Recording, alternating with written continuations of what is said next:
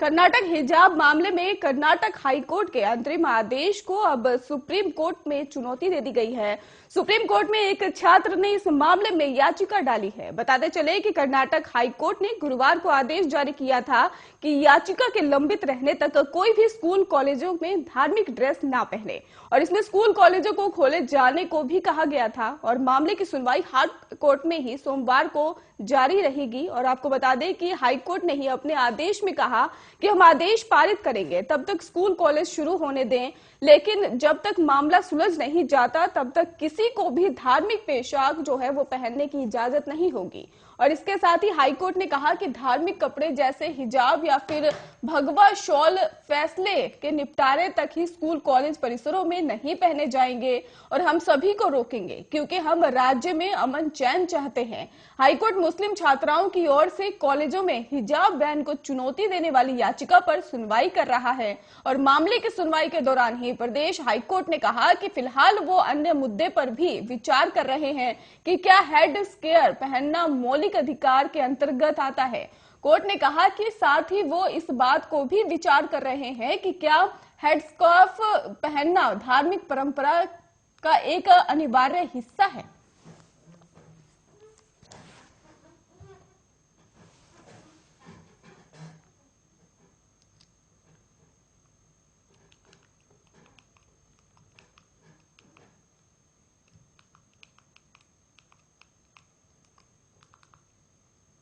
कर्नाटक में चल रहे हिजाब विवाद पर राजनीति तेज हो गई है। बयानबाजी के केंद्र में रही कांग्रेस की महासचिव प्रियंका गांधी वाड्रा, जिन्होंने बुधवार सुबह हिजाब पहनने के पक्ष में ट्वीट किया और फिर प्रेस कॉन्फ्रेंस के इसी मुद्दे पर ही एक पत्रकार से उनकी बहस हो गई। राष्ट्रीय Janata Dal supremo Lalu Prasad, all India मजलिस ए फतुहादुल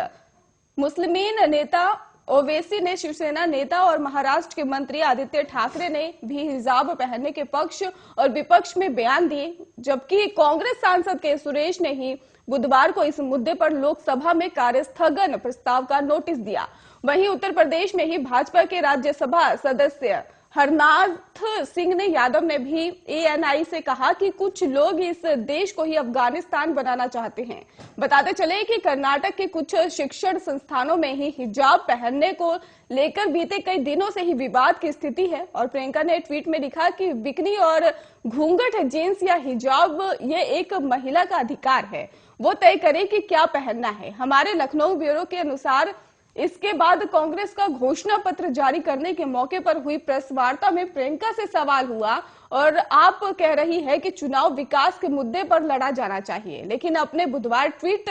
सुबह को ही कहा गया कि उसमें विकास की धारा कहीं मुड़ गई है। और इस पर प्रियंका ने पूछा, क्या मैंने हिजाब पर बहस छेड़ी और एक महिला को अधिकार है कि वो बिकनी पहनना चाहे या हिजाब पहनना चाहे या घूंघट काढ़े या साड़ी पहनना या जींस, इसमें कोई राजनीति की बात नहीं है। उनसे फिर सवाल हुआ कि स्कूल में बिकनी कहां से आ गई और जवाब में प्रियंका ने कहा कि आप गोलमोल करके कुछ भी कह सकते हैं और किसी को अधिकार नहीं है कि वो एक महिला से ये कहे कि वो क्या पहने। फिर उन्होंने सवाल पूछने पर मीडिया कर्मी से तेज में आकर, मैं आपसे कह रही हूं कि स्कार्फ उतार,